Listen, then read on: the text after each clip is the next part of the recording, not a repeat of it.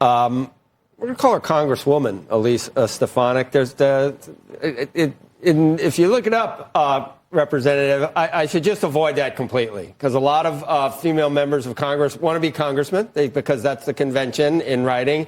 Others want to be congresswoman, and then others just say, how about representative? Do you have a preference now that you're on, and we'll use it from here on out? It's good to see you, by the way.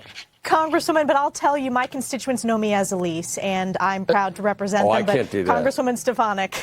All right, we'll do Congresswoman then. And you're on for a couple of things today, but it's a lot. I'm looking through it, Congresswoman, and there's a lot of palace intrigue here. You are signing on to a discharge position that would force a vote on banning congressional stock trading. And separately, you told Punchbowl that you're prepared to potentially bring down a must-pass annual Pentagon policy bill. But this all seems to be perhaps, and you can dispute that, related to an ongoing, I don't know, sort of a family feud with Speaker Johnson. No, this is about putting America first and delivering results. And the issue, which we had a great breakthrough last night, which will be included in the defense bill, it passed out of the Intelligence Committee. And this goes to congressional notification. If there's any counterintelligence investigation opened against a presidential or federal candidate, that Congress must be notified. It goes back to 2017 when former FBI Director James Comey, in an open hearing, testified and said that he did not follow proper protocol. This passed on a bipartisan basis out of the House Intelligence Committee, and it was included in the bill as it's worked through this process. It was stripped out by Jamie Raskin, despite overwhelming bipartisan support. We had a great breakthrough last night. It will be included in this bill, and it's an important step towards good governance. On the stock ban, this is an issue that I have long been concerned about. When I came to Congress over 11 years ago, I made the decision that I believe it's unethical to buy, trade, or sell stocks. And this has been a growing issue bubbling up when you have people like former Speaker Nancy Pelosi literally making hundreds of millions of dollars, performing better than the best traders on Wall Street. That is inexcusable.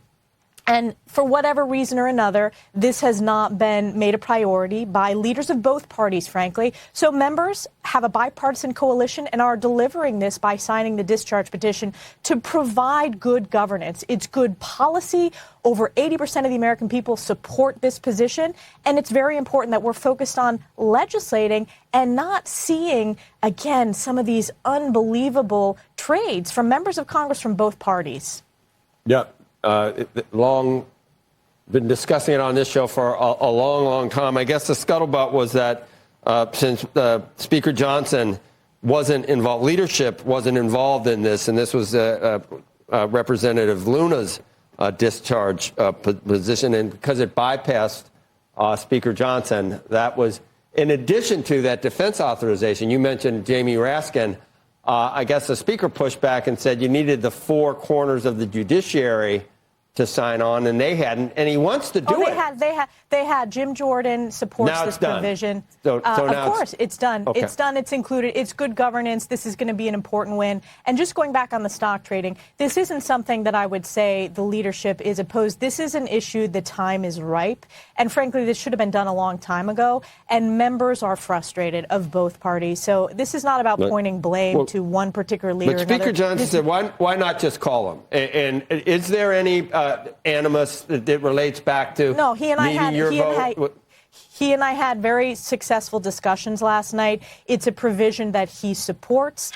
Jim Jordan, the four corners, other than Jamie Raskin, they supported the provision, and first of all, it's good policy. It passed unanimously out of the House Intelligence Committee, Joe. That's important. We should be closing the loophole that was abused illegally by James Comey, and it was a continuation issue, as you've seen the breaking news related to Arctic frost, where members of Congress were, frankly, investigated, counterintelligence investigations into multiple senators, multiple House members, and yet the FBI still did not follow proper protocol. This strengthens that, and it applies to every federal candidate. So it's good policy. It was bipartisan out of committee. We should not allow Jamie Raskin to veto this when the vast majority support it. I'm glad we had a breakthrough last night. It's positive. It will be in the bill. It's a very important result on pushing back on the illegal weaponization issue.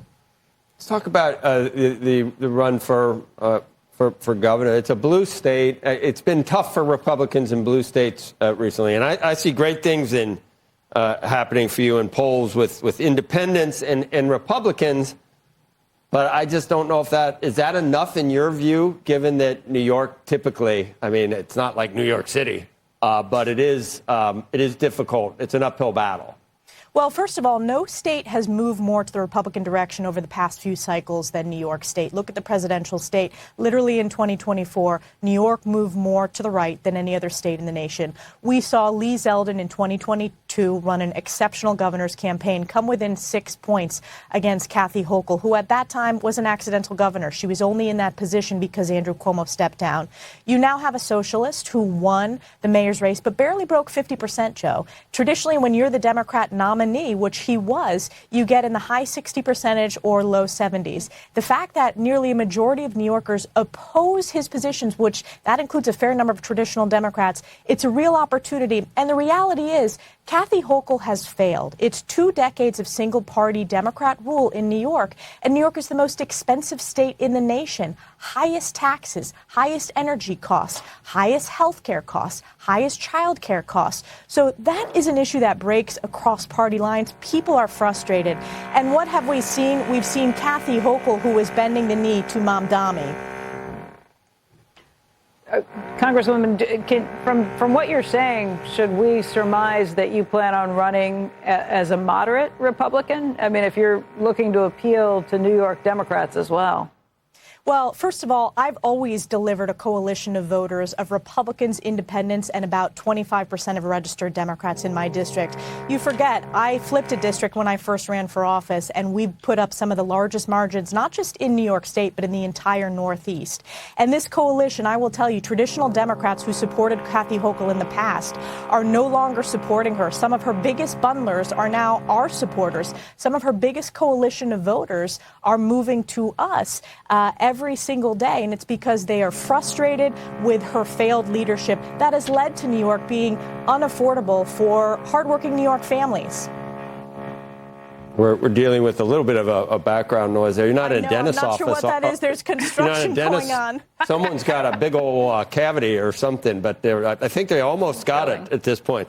Congressman, you know, they're going to say, I mean, I can hear it now. They're going to say, as demagoguing, that you voted to cut Medicaid because you voted for the big, beautiful bill. Even though Medicaid goes up every year under the big, beautiful bill, it's just the rate of increase that was dealt with. What I voted for was to strengthen Medicaid, and it's important, and New Yorkers know this. Kathy Hochul is spending tens of billions of dollars of Medicaid for illegals. We want to strengthen Medicaid. It's an important program to make sure it is for law-abiding New Yorkers who are legally here. This should not be a multi-billion-dollar sanctuary state policy that law-abiding New Yorkers are frankly paying for. So I will continue to advocate for better health care, more affordable health care, and more accessible health care, which is an issue facing every family across the state. Well, you worked right through the drill. And if you can do, I guess if you're in Congress and with the din in the background of what goes on there, you can deliver a speech. You can deliver it anywhere, probably, Congresswoman. But we hope to see you again and update us on all these. There's no, you and Johnson are like this. You're like you're breakfast, lunch, and dinner every day. I mean, you're tight. It's a good win. What I want to focus on is delivering wins for the American people. It was worked out last night. It will be included in the bill. It's a good win, and it's a bipartisan victory, except for one Democrat who opposed it. We have to be in the business of delivering these bipartisan results, which we have been. Okay. Congresswoman, thanks. Appreciate it. Thanks.